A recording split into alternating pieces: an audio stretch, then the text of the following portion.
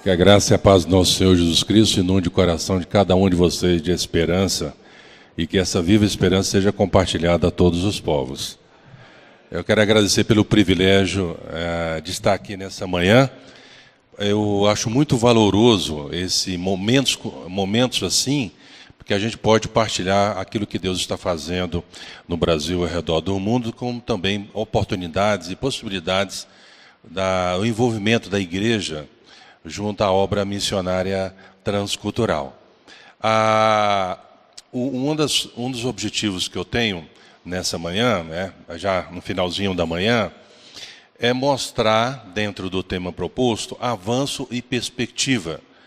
É fato que o tempo não nos permite entrar em muito detalhamento de muitas coisas daquilo que Deus está fazendo na obra missionária transcultural, mas eu quero pontuar algumas delas. Por quê? Aqui, pelo que eu percebo, nós temos um grupo variado e relevante de irmãos que são seminaristas, são pastores, pessoas que estão envolvidas em missões, presbíteros e outros irmãos que estão engajados aí no trabalho do Senhor em alguma parte da igreja. Então, a minha provocação nessa manhã é fazer, então, com que essa amostragem possa fazer uma gestação no coração de vocês e na mente de vocês, uma motivação para o envolvimento na obra missionária transcultural da Igreja Presbiteriana do Brasil. Como foi dito, eu fiz o cálculo errado da revista, mas logo chegando, amanhã mesmo, eu faço a postagem para o seminário, que os irmãos possam, então, conhecer um pouco mais através da mídia escrita, além da mídia digital. E aí nós temos, então, vamos fazer umas postagens de alguns slides. Quando se fala APMT, e o reverendo Luiz falou um pouco sobre isso, em 2002, antigamente chamava Junta de Missões Estrangeiras. A Junta de Missões Estrangeiras, então, naquele período, focava somente a sua ação missionária fora do Brasil. E depois a igreja, a IPB, entende que deveria reformular a sua ação missionária, que envolve outros aspectos da missão que deveria ser estendida para fora do Brasil, mas também na transculturalidade, na realidade do Brasil. O Brasil é um país com dimensões continentais. Nós temos muitas nacionalidades, em torno de 174 nacionalidades dentro do Brasil. E dentro dessas nacionalidades existem muitos grupos étnicos que precisam, que são enquadrados da transculturalidade, que precisam ser, então, alcançados. Então, na reformulação da ação missionária, a igreja cria o propósito de coordenar e trabalhar o propósito de coordenar e supervisionar o trabalho missionário transcultural dentro do Brasil, como também fora do Brasil. Então, cria-se a APMT, que é uma autarquia da Igreja Presbiteriana do Brasil, que absorve a Junta de Missões Estrangeiras e amplia a sua ação. Tudo que é fora do Brasil está incorporado sobre supervisão e coordenação à APMT e na transculturalidade dentro do Brasil de igual forma. Nós estamos completando 17 anos enquanto APMT, e algo muito interessante, quando a gente pensa em transculturalidade, o modus operandi, o modus vivendi da ação missionária, ela é um pouco diferente do que a gente tem como normalmente nas nossas igrejas. Quando se fala em Igreja Presbiteriana do Brasil, em geral, a gente tem um pensamento uniforme. Talvez alguns tenham um posicionamento litúrgico um pouco diferente àquilo, mas, em geral, nós temos um pensamento do que é a Igreja Presbiteriana e o que é a Igreja Presbiteriana Reformada. Mas, quando você olha para o mundo, você vai deparar que essa configuração que nós temos de Igreja Presbiteriana no Brasil é muito diferente em muitas partes do mundo. Nem toda igreja presbiteriana lá fora é presbiteriana e nem toda igreja reformada lá fora é reformada. E nem toda igreja presbiteriana reformada é reformada. Leia-se, por exemplo, como Cuba. A Igreja Presbiteriana Reformada de Cuba, esse é o nome, ela é totalmente liberal. Então, a gente trabalha na perspectiva da ação missionária transcultural, fazer com que os pressupostos teológicos da nossa igreja, as nossas confissões, então seja transvisionada para outros grupos étnicos, não necessariamente a nomenclatura da placa presbiteriana, porque também, por outro lado, e aí inclui a filosofia de missões da Igreja Presbiteriana do Brasil, que existindo igrejas com esses pressupostos reformados, não precisamos então de criar uma nova igreja, uma nova denominação, mas incorporá-la e fortalecê-la e ajudá-la na revitalização e também trabalhar em outros segmentos da sua ação missionária. Então, esses slides, eles vão mostrar algumas vertentes do trabalho missionário que nós temos no Brasil e também fora dele. Quando se fala, por exemplo, em transculturalidade, vamos pensar só para os irmãos dimensionarem. Quando se pensa em escola dominical, em geral, começa às 9 horas, né, e vai até umas 10h30, 11 horas, tendo uma pequena variação para mais ou para menos, dependendo da igreja. Mas quando você vai em outras partes do mundo, nem sempre tem a mesma configuração. Então, quando a gente vai trabalhar no contexto transcultural, nós temos que entender que os aspectos culturais, quando ele não vai contra um princípio bíblico, não é errado o seu modus operandi. Por exemplo, eu lembro que eu fui no interior de Angola, e eu fui falar numa escola dominical. E ali a escola dominical começou às 9 horas, eu era o pregador daquele dia. Quando chegou aproximadamente a 1h da tarde, eles não tinham me passado a palavra. E eu preocupado com os irmãos, eram mais ou menos umas 400 pessoas, um teto de zinco, aquele sol forte batendo no teto, e imagina a sensação térmica dentro. Não tinha ventilador nem ar-condicionado, porque também não tinha energia. E eu perguntei ao pastor, a 1h da tarde, falei, pastor, mais ou menos quanto tempo que eu tenho? Porque eu estava preocupado com os irmãos. Quanto tempo que eu tenho para a mensagem? Aí ele falou, olha, você tem 3 horas para pregar. Se o irmão achar que é pouco, pode pregar 4, 4h30. E naquele momento eu olhei aqueles irmãos ali, né? Muitos deles andaram 50 quilômetros a pé, 60 quilômetros a pé, não tinham comido, não tinham tomado café da manhã, como eles chamam lá de pequeno almoço. E preguei 2h15. Isso porque eu fiquei com dó dos irmãos. E é interessante que ninguém levantou e saiu. Ninguém levantou. E algumas coisas eu fiquei pensando, poxa, lá no Brasil, se você vai pregar, quando chega 30 minutos, chegando próximo ao 40, as pessoas já estão incomodadas, né? Começa a síndrome do ilustra banco. É aquele irmão que chega, que senta, se prega para lá, mexe para cá, mexe para lá, mexe para cá, que ele já fica incomodado, já, tipo assim, que hora que vai acabar essa mensagem, né? Mas também outros aspectos interessantes que a gente vê na cultura. E aqui fica uma sugestão para alguns pastores. Eu vi 2 irmãs no canto, e eu achei interessante porque elas tinham uma vara desse tamanho.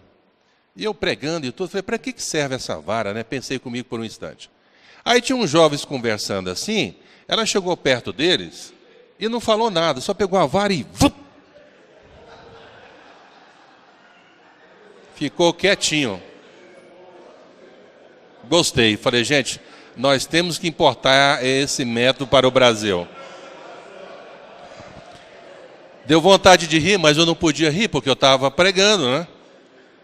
E durante a pregação, eu tive a habilidade e a capacidade de fazer um irmão dormir. E tinha um irmão dormindo lá no fundo. A irmã foi na direção dele, estava com o pescoço assim.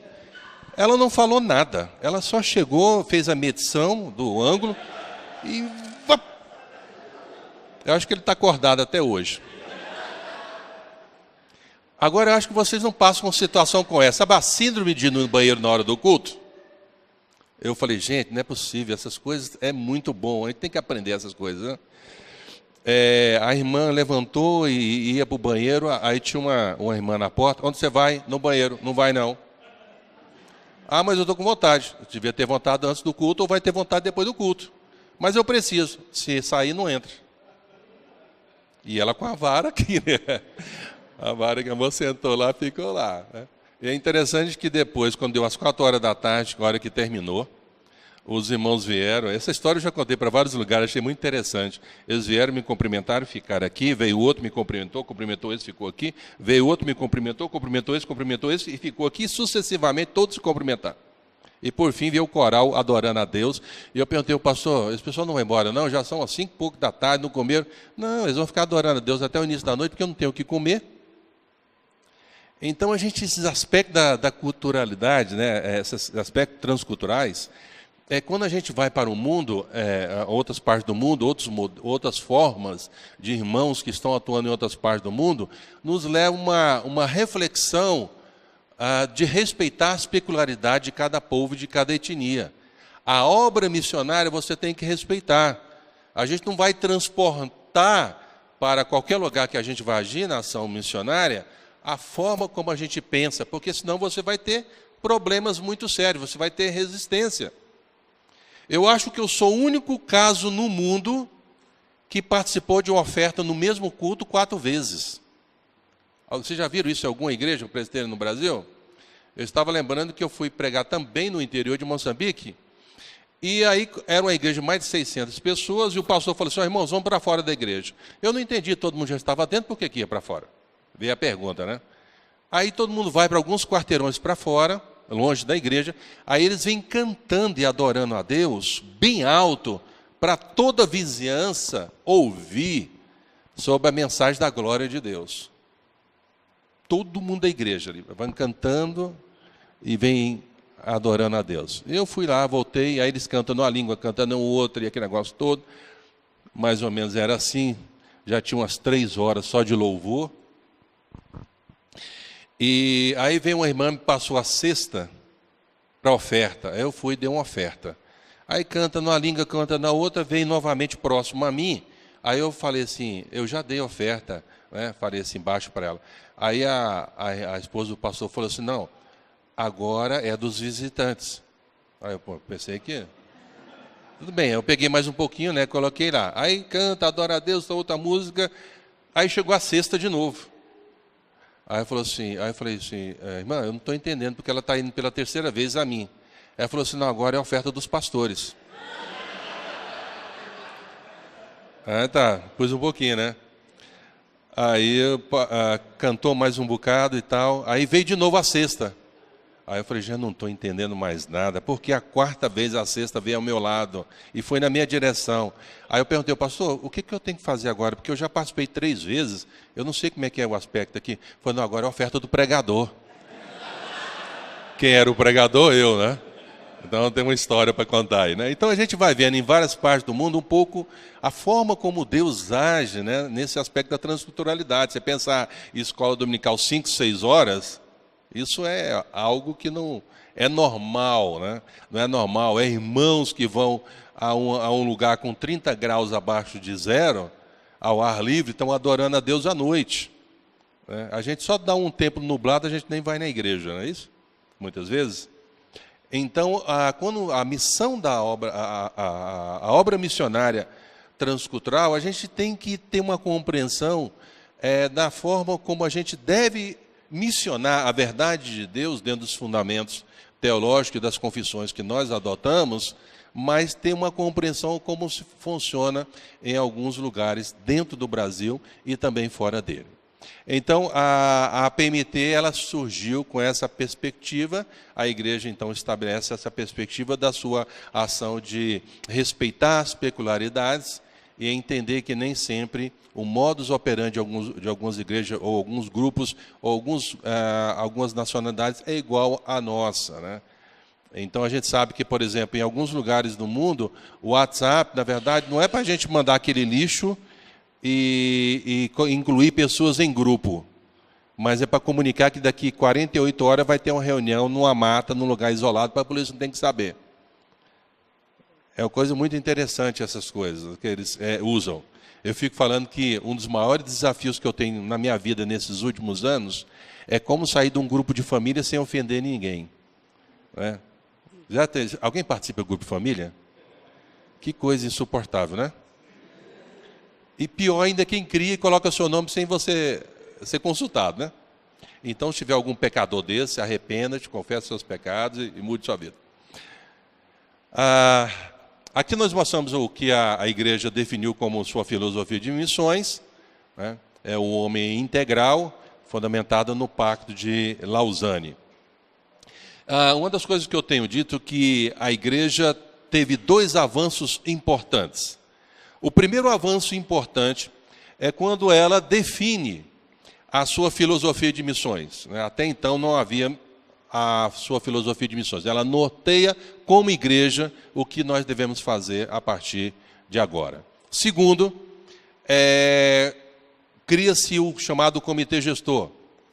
O comitê gestor, então, ele tem essa prerrogativa de fazer com que o fundo missionário, toda igreja local, deixa eu só voltar um pouquinho, toda igreja local deve mandar o dízimo ao Supremo Conselho. Na configuração do fundo missionário, 54% desse valor é destinado à obra missionária. Então, o fundo missionário é feito a gestão através dos órgãos missionários da nossa igreja, né? Os órgãos missionários da igreja estão aí. Creio que no decorrer do dia vocês vão ouvir também a Junta de Missões Nacionais. Um pouco antes vocês ouviram sobre o Plano Missionário Cooperativo e também tem a APECOM. Então, tudo que se arrecada na igreja, 54% é destinado para a obra missionária. Quando você faz um rastreamento histórico da obra missionária, você vai perceber graficamente que não existe, em 158 anos de história da IPB, um avanço da obra missionária como nós estamos tendo nesse momento. Dizer que a igreja tem visão missionária, eu diria que não, mas nós estamos dando os primeiros passos. Eu desconheço que exista hoje uma denominação ao redor do mundo, e pelos contatos e conexões que a gente tem em várias partes do mundo, que tem uma denominação que tem definido um percentual nesse patamar para o avanço da obra missionária.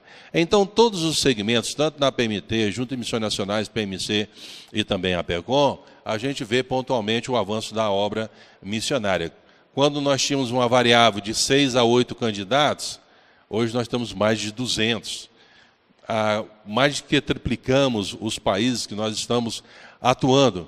Então, a igreja define. Então, o comitê gestor, ele é composto por 2 membros da PMT, mais o executivo, como também da Junta de Missões Nacionais, o PMC, a PECOM, mais o representante da Junta Patrimonial Econômica e Financeira e o representante da Tesouraria. Então, esse grupo é que faz a gestão desse chamado fundo missionário. O fundo missionário não é assim, chega o documento lá, a pastinha do projeto, e aí vai distribuindo aleatoriamente os recursos. Não é assim que funciona. A igreja define que, a partir do período que foi criado o comitê gestor, todo o trabalho missionário, dentro desses órgãos missionários, eles são agora um projeto missionário. Se um missionário da PMT vai para a Mongólia, o projeto é dele, a partir do momento que ele passa pela diretoria da PMT, e o projeto é encaminhado para solicitar os recursos no comitê gestor aprovado, ele se torna um projeto denominacional. É o projeto da Igreja Presbiteriana do Brasil. Então, todas as nossas atividades missionárias, através dos nossos missionários, no contexto transcultural, no Brasil e ao redor do mundo, são projetos individualizados. E por serem projetos individualizados, se torna um projeto individualizado, encaminhado ao comitê gestor, aprovados por ele, tendo os recursos, naturalmente se torna um projeto da denominação. Então, a gente verifica que não somente a obra missionária da igreja começou a crescer, como também algo muito interessante, que a gente faz muito esse discurso, mas na prática a gente muitas vezes não percebe, é que a própria igreja aumentou a arrecadação. Os irmãos das igrejas, eles estão mais motivados, pelo menos tem sido a minha percepção, em investir no avanço da obra de Deus do que nas estruturas. E isso tem sido perceptível para nós nos lugares onde tem igrejas locais que têm investido na obra missionária transcultural.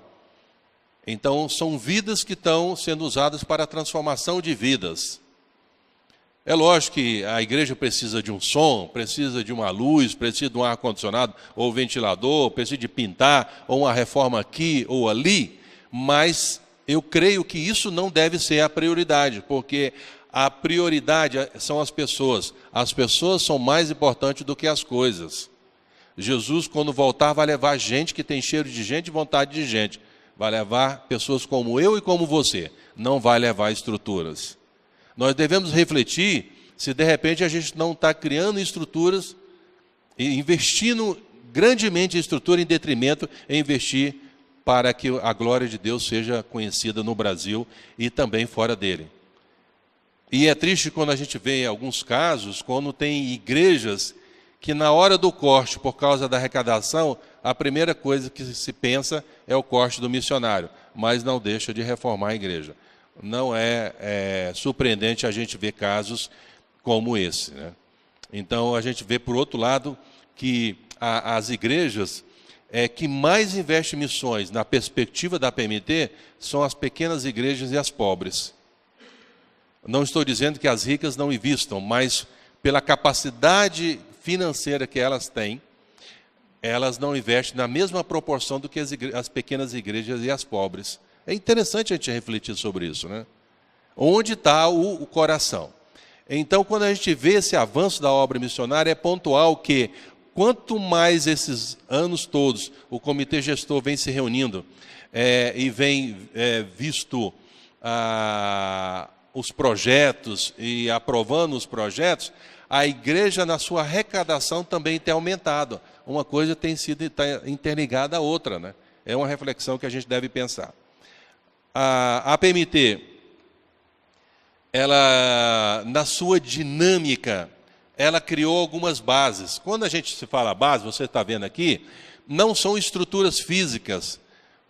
Nós, enquanto a PMT, na gestão que nós estamos hoje, com a liderança e a diretoria e a Assembleia eleita pelo Supremo Conselho, temos priorizado o investimento das pessoas e não nas estruturas. Então, para que pudéssemos ter uma dinâmica maior em várias partes do mundo, e naturalmente dentro do Brasil, nós criamos as bases, os líderes da base. Então, fizemos um primeiro ensaio na base Europa, através do reverendo Carlos Delpino. Então, ele estaria nos ajudando no pastoreio dos missionários, vendo perspectiva de novos campos, dando informações de igrejas ou possibilidades e oportunidades em campos que não existem em igreja. Então, ao invés de ficarmos fazendo uma ponte aérea, indo para esses lugares ao redor do mundo, o líder da base, nós criamos esse líder da base, ele é uma base virtual, não tem estrutura física, na verdade é na casa do missionário com seu telefone e o seu computador à internet. Então, dos recursos disponíveis, então ele faz a ponte para nós, para que a gente possa então expandir o trabalho missionário. Então, iniciamos primeiramente a base Europa através do reverendo Carlos Delpino na cidade de Torrelodones, na Espanha. Depois, a segunda base estabelecida foi com o reverendo Gessé na cidade do Cabo, com a base África Austral, né, na África do Sul. Terceiro, nós criamos a base indígena para fazer essa gestão da obra missionária no contexto indígena na cidade de Manaus. E, posteriormente, agora o último, criamos na cidade em Beirute, no Líbano, a base do Oriente Médio, para fazer, então, esse link no contexto do Oriente Médio. As próximas bases, queremos agora avançar e queremos que Deus levante um missionário que tenha habilidade, que tenha um perfil para fazer essa gestão como coordenador da base. Ele vai continuar fazendo as mesmas atividades, como, por exemplo, o reverendo Carlos Delpino é o líder da base, mas está plantando igreja na Espanha. Além disso, ele faz outras atividades. Então, agora o nosso próximo avanço é a base da Ásia.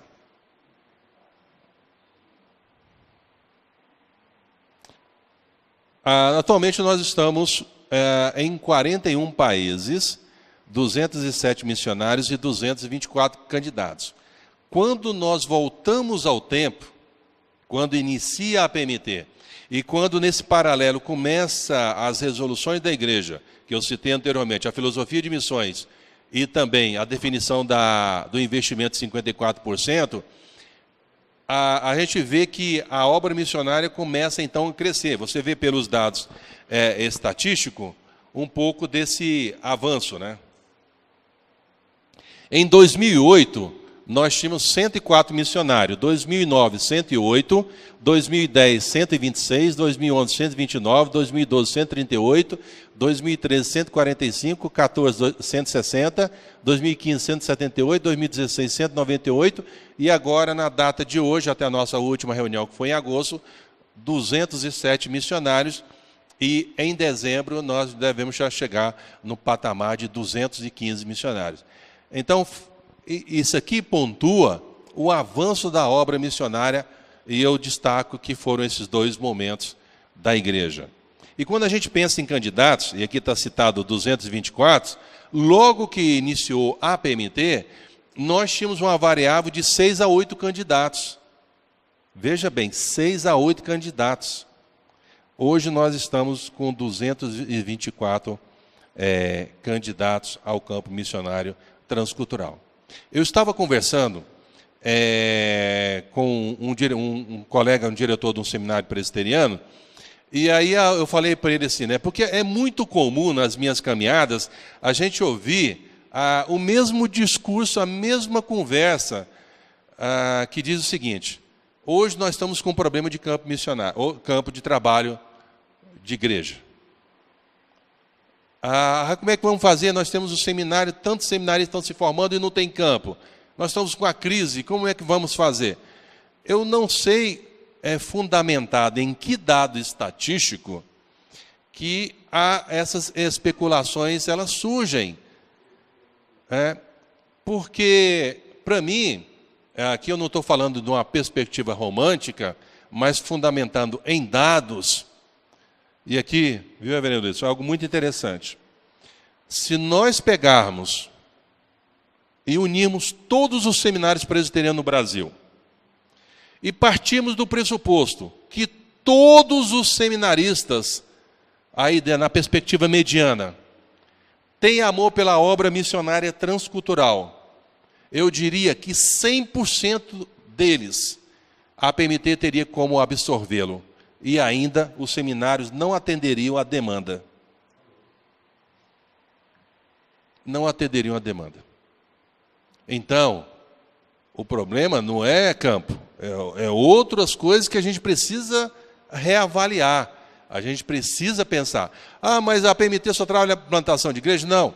Hoje nós temos ministério. E aqui estende não somente para os seminaristas, pastores, mas todos os irmãos. Eu sempre falo que eu só preciso ter uns 5 minutos que em algum lugar você vai poder servir a Deus. E os mais velhos aposentados também. Eu dou muito valor aos irmãos que já são aposentados. Por quê? Eles têm vivência, têm história de vida, os filhos já cresceram, já foram, eles estão aí aposentados, ganhando a mega aposentadoria do INSS, estão livres. Eu lembro que quando nós íamos começar o trabalho na região do Oriente Médio, eu desafiei as irmãs da SAF, a liderança da SAF. Eram as irmãs que tinham a sua faixa etária de 64 até 72 anos. E como eu tinha que ir, houve a designação da diretoria da PMT, que eu tinha que ir para ver algumas coisas e ver novos projetos que nós íamos ampliar, eu falei assim, convidei as irmãs da SAF para ir comigo, a liderança nacional. Eram 11 irmãs. E, olha, eu vou dizer, muitos jovens não aguentariam o pique dessas irmãs. Nós fizemos atividades no Líbano, na Síria e na Jordânia. Tudo correu muito bem. Elas tiveram uma influência muito grande. A única dificuldade que eu pontuaria, que eu tive com elas, foi no último dia que elas falaram, irmão, pastor, dá para a gente no último dia tirar uma tarde só para fazer um shopping? Aí o nosso colega lá, o pastor, sabia uma rua lá que tinha essas coisas, lembrança e tal. Aí eu falei para as irmãs, vamos fazer o seguinte, como nenhum de vocês fala árabe, nem inglês, nem um francês, então a gente vai em bloco. Quer entrar nessa loja, a gente entra em bloco, vocês veem o que vocês querem, compra o que quiserem, a gente ajuda e pronto. Tá certo? Tá certo. Então vamos. Não funcionou nada do planejado. Uma foi para lá, e outra foi para cá, e outra foi para lá. E a gente entrava na loja, é uma coisa espetacular. É coisas que o homem não vai compreender nunca. as irmãs falando em português e a vendedora respondendo em árabe.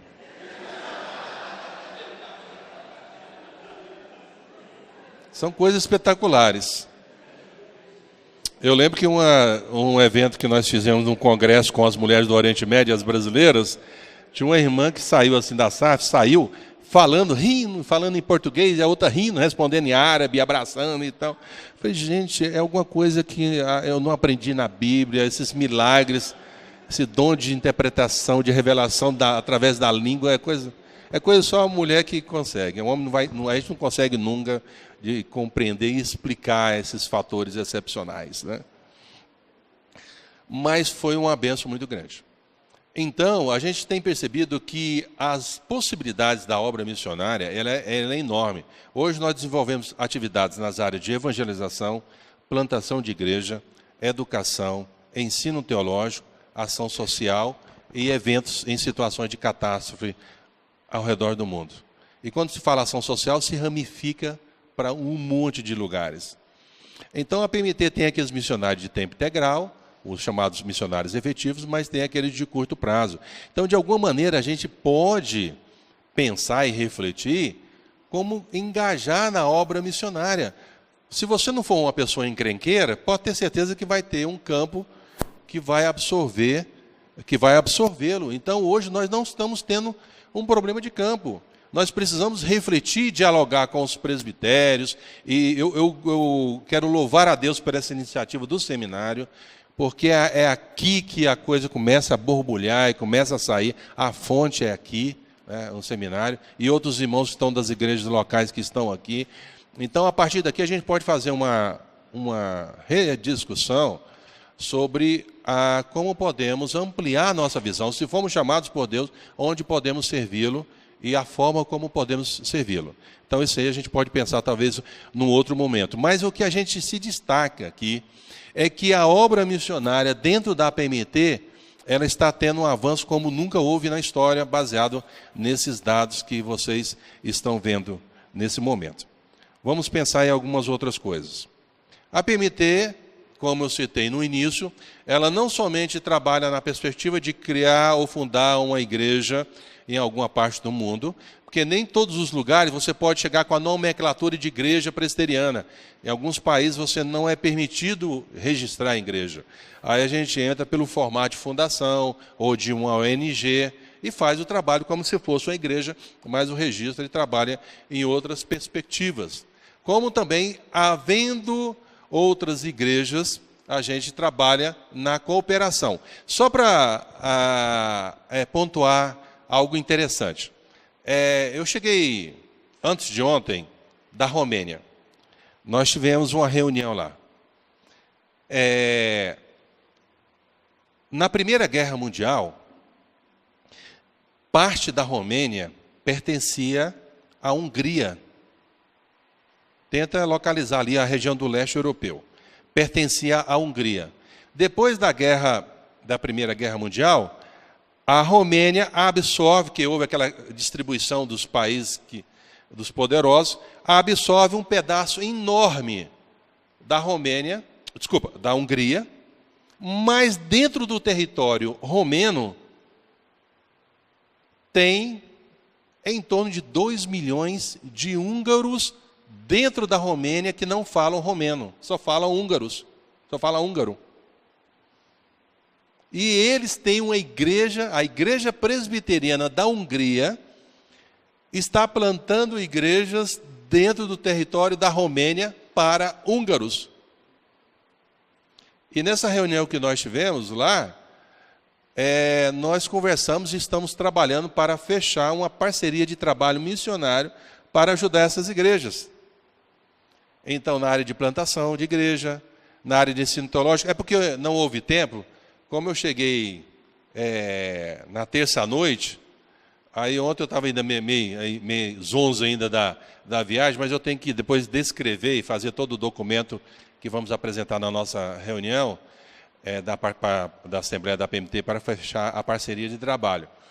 Mas eles têm interesse que a gente coopere com ele com trabalho com adolescentes, com jovens, com acampamento, eles querem jovens da igreja presbiteriana que façam um acampamento junto com eles, professores de inglês como estratégia também de evangelização, educação teológica, revitalização de igreja, enfim, tem um monte de tópicos também na área de saúde, tem um monte de tópicos que eles querem que a gente coopere com ele.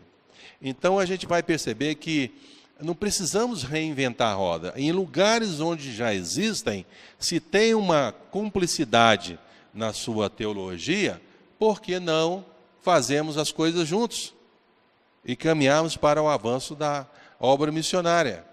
Então, quando a gente pensa na perspectiva da parceria de igrejas reformadas, a gente quebra um pouco dessa nomenclatura presbiteriana, porque o nome presbiteriano em algumas partes do mundo é mal visto, né? Então, se algum lugar, algumas partes do mundo, você chega e fala que é presbiteriano, ele já te rotula como um pastor que apoia o casamento homossexual, por exemplo. Onde tem pastores, por exemplo, enfim, e muitas outras coisas. Mas quando a gente trabalha na perspectiva do que cremos, as coisas podem avançar. Então, nós vamos mostrar um pouco disso aí. Então, hoje nós temos a parceria com a Igreja Presbiteriana da África do Sul. Existem duas denominações presbiterianas, a Igreja Presbiteriana da África do Sul e a Igreja Reformada da África do Sul. Angola, eu não sei quantos irmãos sabem disso, mas a história de Angola é muito interessante da Igreja Presbiteriana. O pastor Antônio Mussá, que agora já velho, já aposentado, ele era um alfaiate. Ele era um alfaiate. Então, todas as pessoas que iam lá para levar roupa para consertar, fazer uma reforma ou fazer uma roupa, ele evangelizava. E as pessoas começaram a converter o evangelho. Então ele ficou assim, poxa, como é que eu vou fazer com esse pessoal? Porque naquele período ele não era um pastor, mas queria que alguma igreja pudesse absorver os que estavam sendo convertidos. Aí ele soube da Igreja Presbiteriana do Brasil. Ele pede então a licença, ele já tinha sido condenado 4 vezes. Esse aqui é para mim, reverendo, essa água? Ele já tinha sido colocado 4 vezes no corredor da morte, né? Ele foi preso 3 e no quarto ele foi condenado à morte. Mas no quarto Deus o abençoou, ele teve o indulto de Natal, então foi liberto. Ele vem ao Brasil, vai na cidade de Sorocaba e conhece um presbítero. E o presbítero lê como é que é a constituição da igreja, o manual da igreja, as confissões, e fala um pouco o que nós cremos. Ele pegou todo esse material, levou para Angola, tirou o nome Brasil e colocou Angola e registrou a Igreja Presbiteriana de Angola. Então tudo de bom e tudo de ruim foi para lá. Hoje a igreja tem 18 mil membros, em torno de 60 pastores.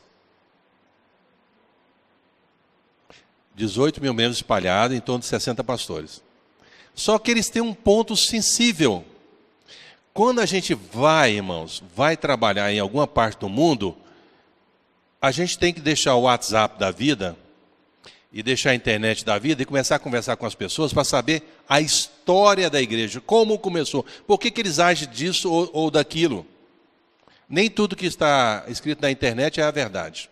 E nem tudo que você recebe no WhatsApp é a verdade. A gente vê cada postagem aí que surpreende. Não é a expressão do que é verdadeiro. Então, em torno de 60 pastores, somente 3 têm formação teológica. Aí alguns chegam lá, poxa, eles são fracos demais, tudo mais. O púlpito deles são fracos, eu já vi gente criticando.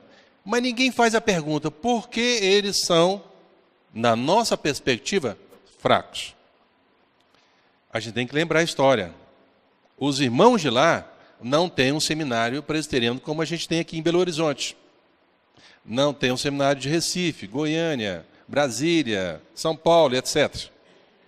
Então, eles não tiveram, naquele período, a mesma oportunidade que vocês estão tendo aqui, a mesma estrutura e as mesmas facilidades de internet, computador. Então, não é de surpreender que algumas vezes no púlpito você percebe o chamado sincretismo religioso.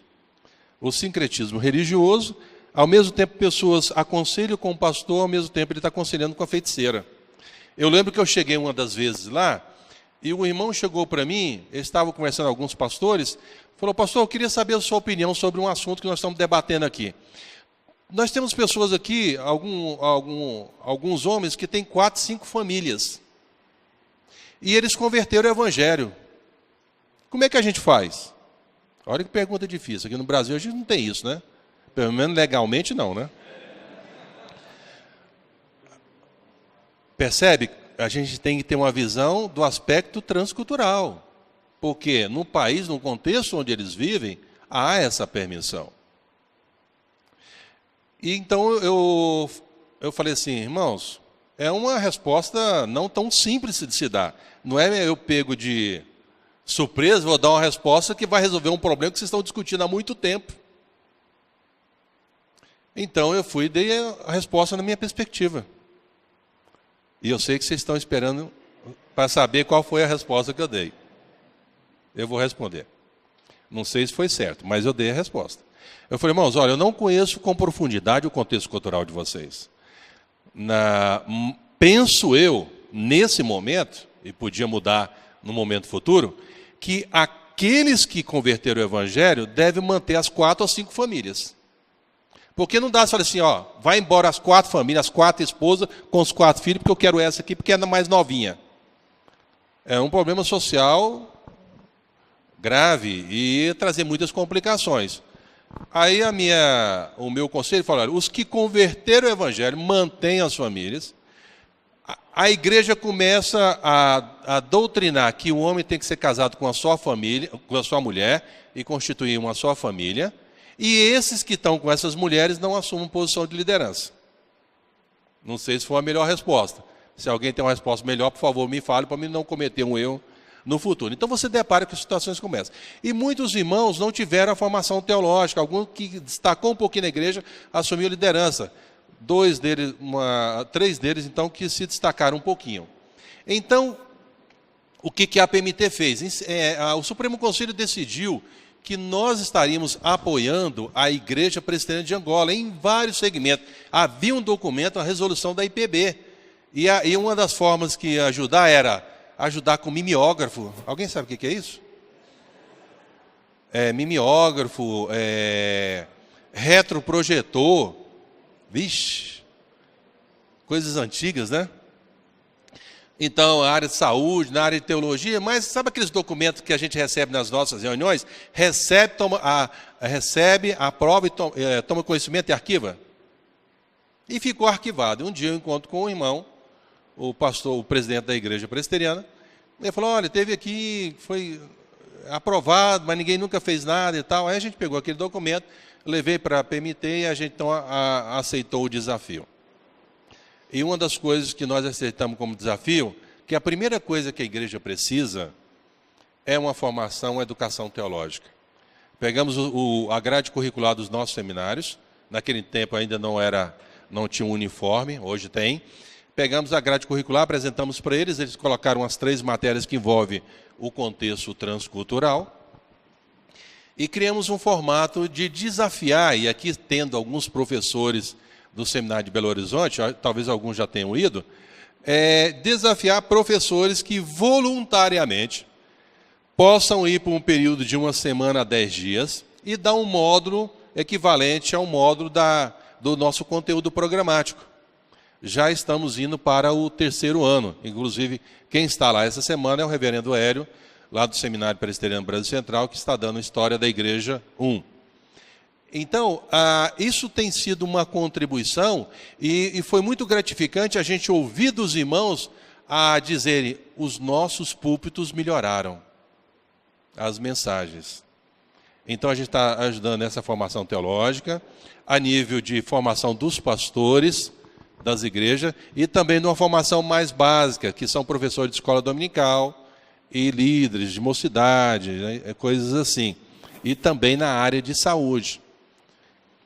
Hoje em Angola, além esse em torno de 18 mil presbiterianos, estamos trabalhando e ajudando a igreja a plantar 10 novas igrejas presbiterianas.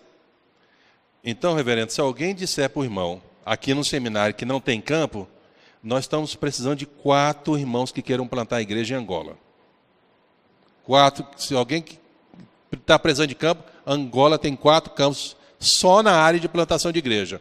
Na área da formação teológica, no seminário, nós precisamos de alguém na área de coordenação pedagógica, precisamos na área de capelania, precisamos de administrador, precisamos de secretária, precisamos de professores que possam estar lá para investir naqueles que querem aprender para a próxima geração. Então, essa geração, de uma certa maneira, a gente está trabalhando, mas a mudança mesmo da denominação ele vai acontecer se plantarmos agora e vai ser refletido na próxima geração. Então, irmãos, uma das coisas que eu tenho discutido em muitos seminários e com colegas, que nós que temos uma teologia reformada, Deus tem proporcionado muitas oportunidades para que possamos aprender, estudar, pesquisar e elevar o nosso conteúdo teológico. Por que não pegar esse conteúdo teológico e compartilhar? Não podemos esquecer que a história do movimento da igreja, a história da Igreja Presbiteriana do Brasil aconteceu no movimento missionário. E aí vai lá Ashbel Green Simonton. Foi um missionário que naquele período era confins da terra, era vir para o Brasil. Mas pela soberana vontade de Deus e pela a atitude de um homem para servir a Deus, hoje reflete nas igrejas que temos espalhado no Brasil, os hospitais, escolas, enfim. E hoje, agora, Deus está dando uma oportunidade para a obra missionária avançar ao redor do mundo. O que está acontecendo? Por muitos anos, o movimento missionário começa na Europa, e aqui vamos pegar aí John Knox, que foi o fundador do presbiterianismo, avança para várias partes do mundo, vai para a América do Norte, ao ápice do movimento missionário na América do Norte, avança para várias partes do mundo. Hoje essas regiões estão havendo um declínio. Só de missionário, a grande força missionária dos Estados Unidos hoje é a Batista, mas eles trouxeram em torno de 2.000 missionários de volta. E muitos missionários dentro do Brasil, de muitas agências, estão voltando. Tem vários fatores. E eu posso registrar na data de hoje. Nós somos a única organização missionária, denominacional, que não trouxemos nenhum missionário de volta. Eles estão lá. Então, é lógico que tem toda a pressão financeira, outros fatores, mas graças a Deus, Deus tem sido misericordioso, tem mantido eles lá. Então, quando a gente olha para algum desses países, eu estou destacando muito Angola, né, mas é porque é alguma coisa que a gente pode trabalhar e pensar juntos. Né? Vamos pensar também na Austrália. Existem 2 denominações na Austrália, a Igreja Presbiteriana da Austrália e a Igreja Presbiteriana Westminster, é uma outra denominação. Então, a gente tem essa cooperação, tem feito trabalho na área de evangelização, através de rádio e de um pequeno grupo. A Igreja do Chile, existem alguns irmãos da Igreja Presbiteriana que estão lá, mas somente através da PMT nós temos 2, que é o reverendo Amós e o reverendo Ronaldo Adriano. Então, é na área de revitalização de igreja.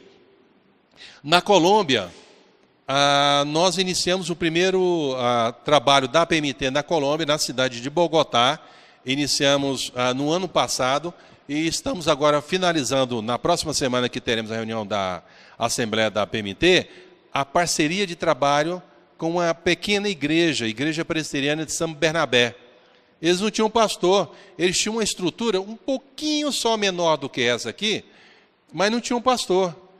E aí nós colocamos o missionário e eles querem mais 3 para começar um trabalho na cidade de Bogotá, na Colômbia. Na França, nós fechamos uma parceria com a UNEPREF, que é a União Nacional das Igrejas Evangélicas Reformadas da França. Eu preguei na maior igreja da França. Sabe quantos membros tem a igreja? A Presbiteriana Reformada da França? 70 membros.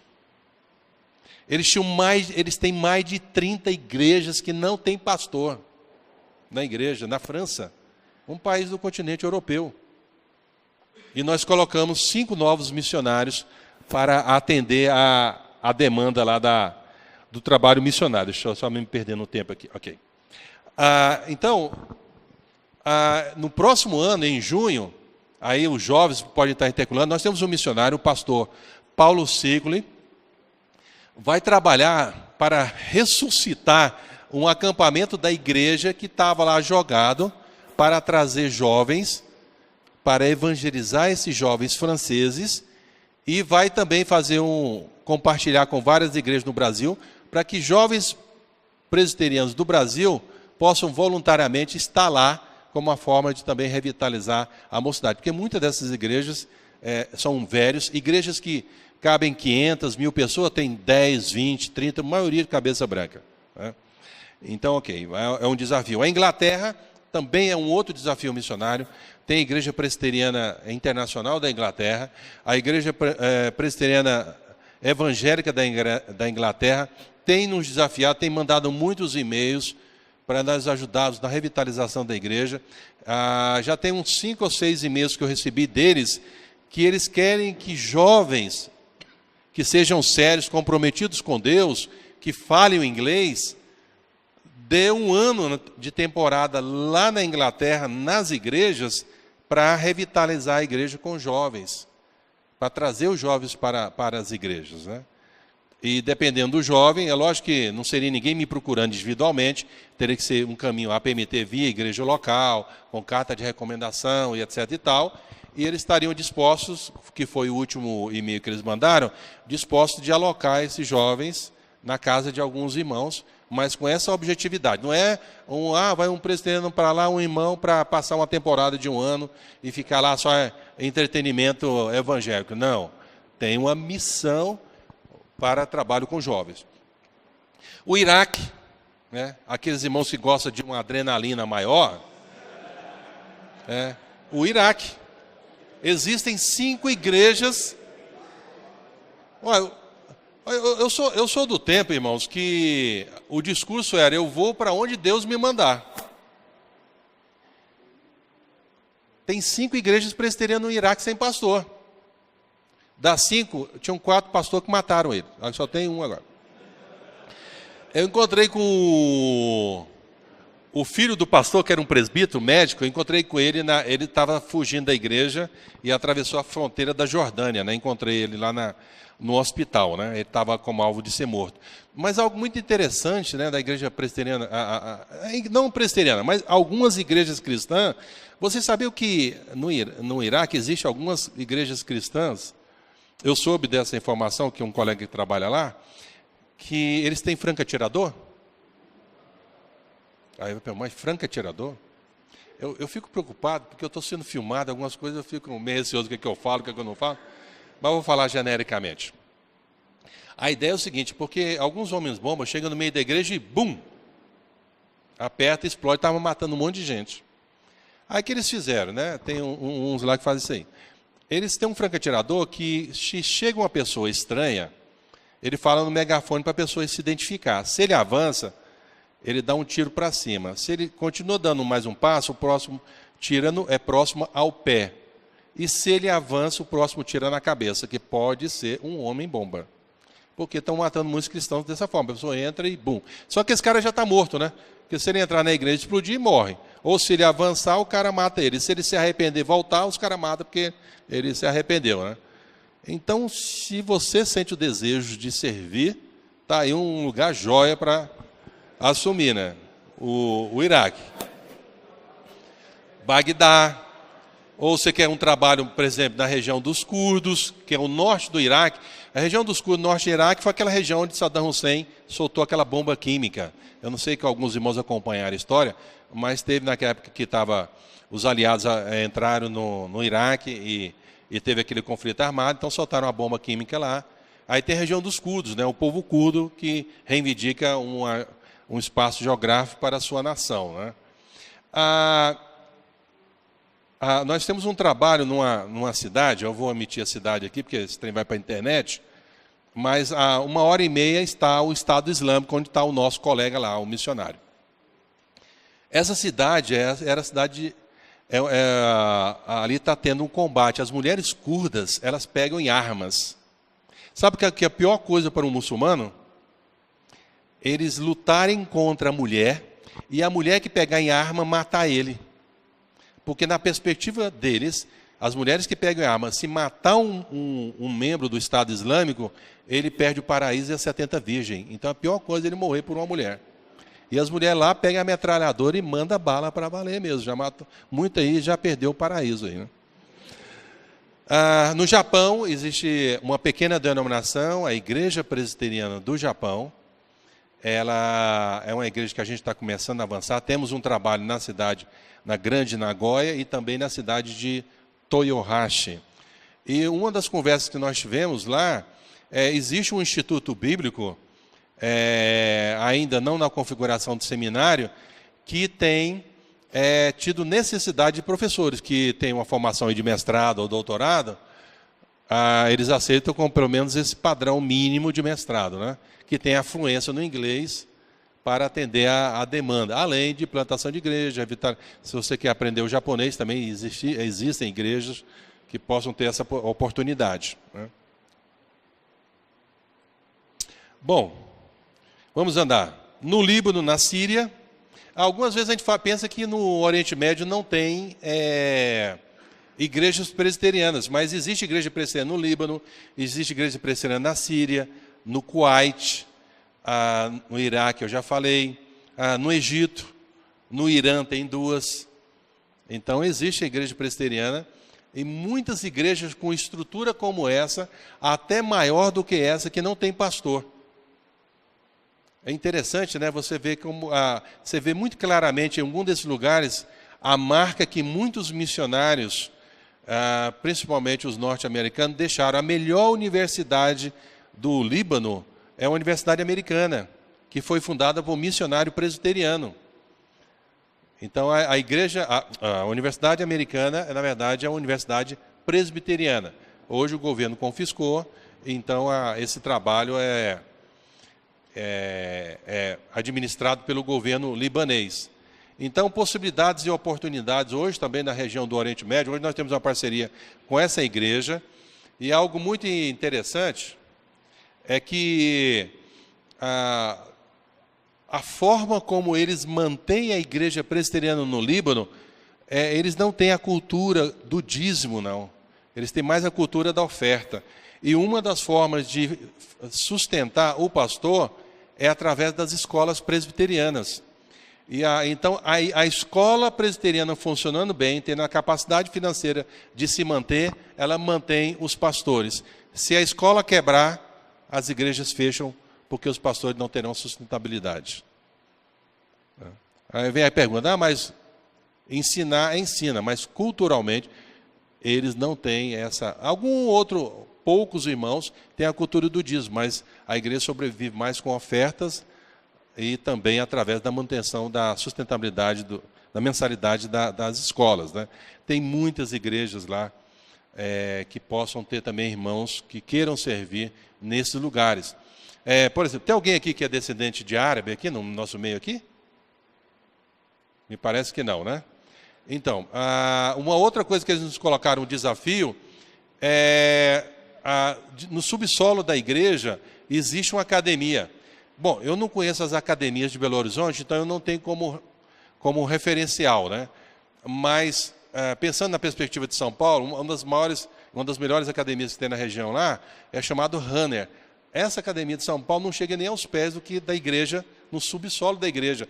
E eles têm colocado o desafio em nós, para que a gente consiga, talvez, levantar um professor de educação física que voluntariamente queira ir servir lá um ano e que fale inglês como uma forma de estratégia para a evangelização, porque nas escolas lá também tem muçulmanos. Então, é uma forma de compartilhar o amor de Deus. Então, são muitas as maneiras que a gente vê nessas possibilidades nesse país. Moçambique, estou acompanhando aqui o tempo aqui. Moçambique, existe a igreja presbiteriana de Moçambique. A igreja presbiteriana de Moçambique é em torno de 100 mil membros. 100 mil membros da igreja. Muitas pessoas que estão no segmento da sociedade são pertencentes à igreja. E algo interessante, nós conhecemos a igreja, e aí, conhecendo um pouco a história, a gente percebeu que em muitas igrejas não eram liderados por pastores. Aí vem a pergunta, né? Poxa, por que não coloca pastor? A gente geralmente faz a pergunta mais pelo lado crítico, destrutivo, do que uma pergunta para entender o porquê da história de estar naquela situação. Por que tem algumas igrejas que as mulheres que estão liderando e não os homens? Aí você tem que voltar no passado. O que aconteceu? A guerra civil, muitos pastores foram mortos. Muitos pastores foram presos. E muitos pastores fugiram do país. Então, para fazer com que a igreja seja mantida, eles criam uma escola chamada Escola Teológica Covo, que dentro do nosso padrão seria o equivalente aí mais para uma escola dominical elaborada.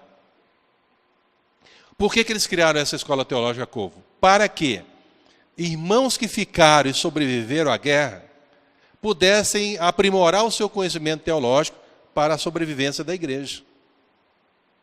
Aí, conversando com a liderança, numa reunião que nós tivemos, aí nós falamos sobre a nossa confissão, o que nós cremos, a nossa forma de pensar e de estrutura, etc. Aí eles começaram a contar a história deles. Aí ele falou assim, não, nós somos ligados ao Conselho Mundial de Igreja, não sei o quê. Eu falei, ih, caramba, tudo foi pro ralo agora. Eu fui contando a história. Mas aí, no final, o presidente da igreja falou assim, olha, mas nós não temos a capacidade crítica que vocês têm. Porque muitos dos nossos pensadores teológicos ou mudaram do país, ou foram presos, ou foram mortos. E nós queremos que a igreja presbiteriana nos ajude à reconstrução. Então, vê como é que a forma. Uma coisa é falar, não, eles pensam diferente, não podemos nos aproximar. Outra coisa, eles pensam diferente e querem nossa ajuda. E aí, o que você faz? Então, nós optamos em ajudá-los. Então, hoje nós estamos ajudando essa escola, estão precisando de professores. Tempos em tempos, nós mandamos professores para atender uma demanda de um módulo específico na área teológica. Havia um seminário lá, na cidade de Ricátala, é isso mesmo, Ricátala, que foi fundado por um missionário holandês. Então, ele tinha uma teologia reformada, mas depois que ele se vai, o seminário desvirtuou. Hoje tem professores de várias denominações, virou uma mistura complicada lá. Então, esses irmãos já não mandam a formação deles para lá.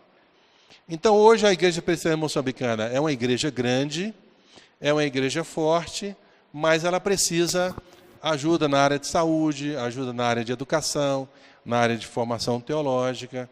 Então, quando eu chego nesses lugares e vou ouvindo, eu falei, gente, eu não consigo entender porque não tem pessoas no Brasil que não ouvem, e que não veem, e que não querem enxergar. Para mim é uma afronta quando eu vou no seminário, vou nos presbitérios, e vejo irmão dizendo que não tem campo. Que conversa! O que a gente precisa hoje é de gente que estejam dispostos, na verdade, de servir a Deus. As possibilidades e oportunidades existem em muitos lugares. Quando chega um candidato lá na agência, vai conversar com a gente, eu tenho essa formação aqui, eu tenho essa formação ali, eu tenho um mestrado, eu tenho um doutorado, não sei o quê, papai vai... Tudo isso é muito importante. Eu acho que nós temos que investir no conhecimento, devemos aprimorar. Se Deus nos dá a oportunidade de investir no mestrado, no doutorado, vamos fazer. Vamos melhorar a nossa formação acadêmica. Mas no campo missionário, se você não tiver atitude de servo, vai tudo por ralo. Você tem que... o maior exercício que eu tenho tido, e muitos colegas têm tido, é mesmo com conhecimento na área que você entende que você é aprimorado, você chegar lá e ter atitude de serviço. Então, quando a gente manda alguém para a obra missionária transcultural, nós não estamos mandando um professor que tem mestrado e doutorado. Nós estamos mandando um servo de Deus que vai anunciar a glória de Deus ao mundo.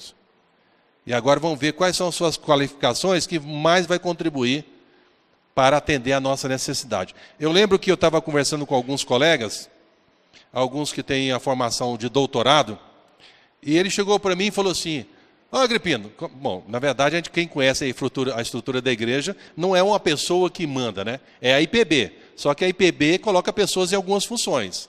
E a gente tem estrutura de diretoria e assembleia na PMT. Então, ele falou assim, Agripino, você tem que mandar os caras bons para fora, para esses campos. E estavam outros colegas que tinham doutorado, eles estavam fazendo uma crítica e uma gozação em cima de mim. Aí eu falei assim, o problema, os que acham que são bons, não querem ir. Eu quero pegar um de vocês que tem a formação de doutorado, colocar no elevador com um cara que tem prática de voodoo, que eu quero ver o que você faz com a sua teologia. Aí eu quero ver mesmo, porque é fácil discursar a teologia acadêmica, agora pegar essa teologia, essa formação acadêmica que nós temos como privilégio de aprender e aplicá-la no mundo real. Nós não precisamos de replicadores de teologia. Nós precisamos, nós como brasileiros, nós como crentes e presbiterianos, muitos pastores, começar a construir uma teologia aprendida para que ela se torne aplicável num contexto transcultural. Irmãos, se eu começar a contar o que a gente vê acontecendo ao redor do mundo, a gente vai repensar um pouco a nossa teologia. Ou vão me colocar no primeiro carro e mandar embora. Agora eu não posso negar que eu vi. Então a gente tem que repensar, e nós temos aqui um ninho de pessoas com tanto potencial, que pode, como eu citei agora Moçambique, e entre outros países, a gente vai falar um pouco mais de alguns outros, vocês podem ser usados como servo de Deus para contribuir no avanço da obra de Deus, porque hoje o mundo olha para a América Latina. Os discursos nos congressos, nos eventos, nesse mundo missiológico, que o momento hoje no mundo da obra missionária está na América Latina. Isso não tem nenhuma dúvida. Em especial quem está se destacando, quem é a força de maior proporção na obra missionária, está dentro do Brasil, está aqui no Brasil. Então nós estamos vivendo um momento histórico. Eu fico pensando que talvez, não sei quando, é somente uma especulação, é que talvez num outro momento histórico, talvez passe a América Latina e vá para o continente africano. Mas hoje é a América Latina. Foi a Europa, foi a América do Norte, a América Latina, talvez o próximo momento seja o continente africano, com sua forma de ser, mas é uma igreja que está crescendo no continente africano. Então nós estamos diante de um quadro onde a oportunidade de fazer a obra de Deus, ela é muito grande. Eu quero finalizar, não entrar muito em detalhe em Moçambique, mas hoje nós temos desafio de plantadores de igreja, gente na área de educação, na área de ensino teológico, na área da música, na área da saúde, que pode atender a algumas demandas.